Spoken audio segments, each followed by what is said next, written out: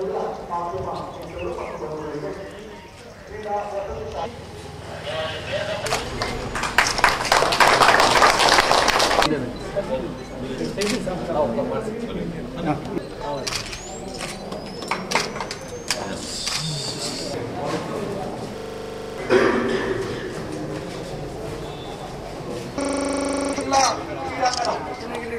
ಬೆಂಗಳೂರಲ್ಲಿ ಪ್ರಾರಂಭಗೊಂಡ ಉಡುಪಿ ಜಿಲ್ಲೆ ಈ ಮುಹೂರ್ತದಲ್ಲಿ ಉದ್ಘಾಟನೆಗೊಂಡಿದೆ.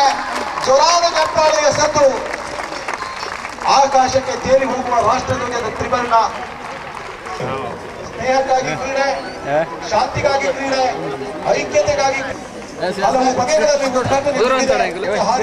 ಕರ್ನಾಟಕ ಸರ್ಕಾರ ಉಡುಪಿ ಜಿಲ್ಲೆಗೊಂದು ಕ್ರೀಡಾಂಗಣವನ್ನ ರಚಿಸಿಕೊಂಡು ಚಪ್ಪಾಳೆಯ ಜೋರಾದ ಚಪ್ಪಾಳೆಯ ಧ್ವನಿಯೊಂದಿಗೆ ಇದೀಗ ಟ್ರ್ಯಾಕಿನಲ್ಲಿ ಮೊದಲ ಓಟ.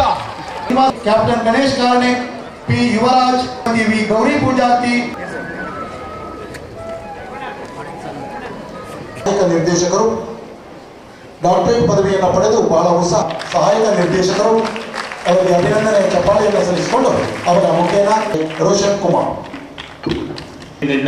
ಇಂದು ಬೆಳಿಗ್ಗೆಯಿಂದ ಪಾಲ್ಗೊಂಡಂತಹ ಕರ್ನಾಟಕ ಅವರು ಈಗಾಗಲೇ ಇಂದು ಬೆಳಿಗ್ಗೆಯಿಂದ ಅನೇಕ ಉದ್ಘಾಟನಾ ಸಮಾರಂಭದಲ್ಲಿ ನಮ್ಮೊಂದಿಗೆ ಪಾಲ್ಗೊಂಡು ಬಹಳಷ್ಟು ಈಗ ಚುಟುಕುಗೊಳಿಸ್ತಾ ಇದ್ದೇವೆ. ಈಗಾಗಲೇ ಅಥ್ಲೆಟಿಕ್ ಸಂಘಗಳ ಅಧ್ಯಕ್ಷರು ಸಾಧ್ಯತೆಗಳು ನಮ್ಮ ಕಣ್ಮುಂದೆ.